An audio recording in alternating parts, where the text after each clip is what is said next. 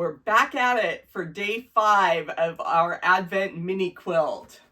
Let's see what Carolina has packaged up for us. Smaller package, so we're back to some smaller triangles, I bet.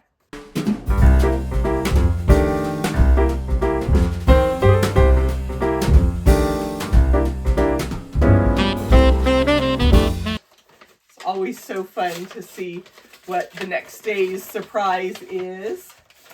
And this time we have a mini template. Get the backing off of that. This is a 3-inch diamond. We've had some 3-inch triangles. Now we're going to put several of these diamond shapes together to make our bigger block. Now for day 5, we're making this 4-patch, and I've shown this bright K-facet print as my initial focus fabric, just because you have so many different directions. Not a traditional holiday fabric, but we can just pull a lot of different colors, and kind of, you know, the circular bauble aspect makes me think of Christmas decorations. And with these little diamonds, I think it will be fun to bring back in my elves and do some fussy cutting.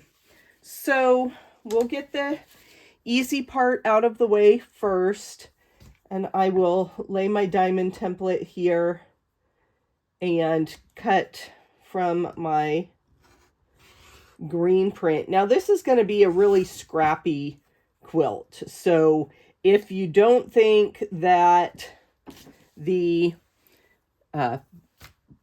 wild dots go with these elves, I'm trusting it'll just work out in the end. And the great thing about quilts is that even ugly quilts serve the purpose of keeping people warm. So you can, if things don't turn out exactly the way you had hoped, you still have a usable object. So there I have chosen the areas. I don't really want to put an elf's face on this particular block, so I am going to grab that Christmas tree first and do the best I can here to center it there, and we'll see what I have left over to cut my second diamond from.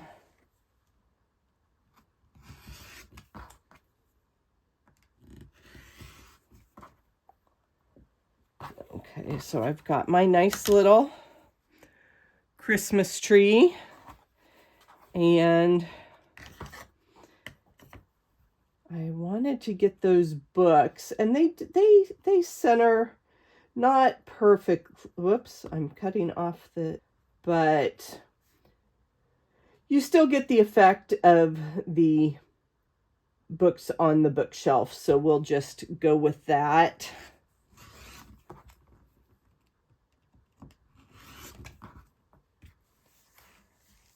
Rotating mat makes it nice and easy to cut our pieces. So there we have our bookshelf and our Christmas tree that we are going to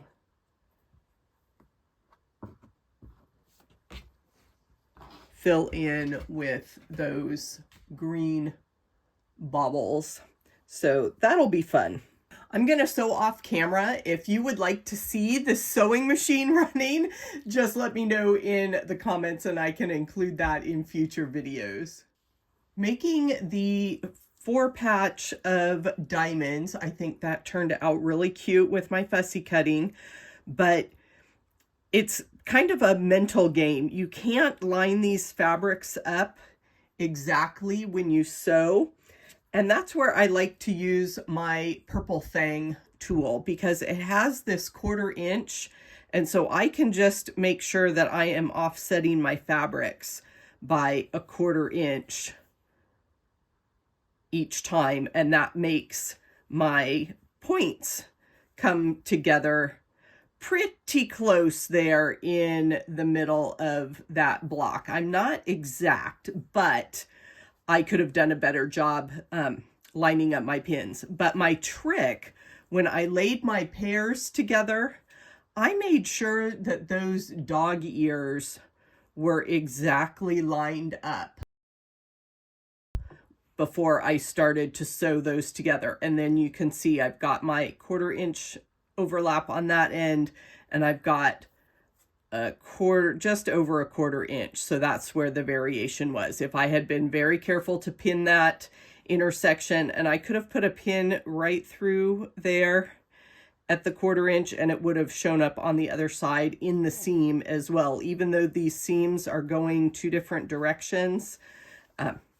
But overall, I am pleased. And as the saying goes, if you can't see it on a galloping horse from 30 feet away, it's not worth ripping out. So, and plus this green fabric is busy enough that it doesn't accentuate that slight variation on the points. So there is block number 5. Are you looking for more holiday crafts with fabric scraps? Check out this video next. I'll see you back here tomorrow for the next block in our Advent mini quilt. See you soon.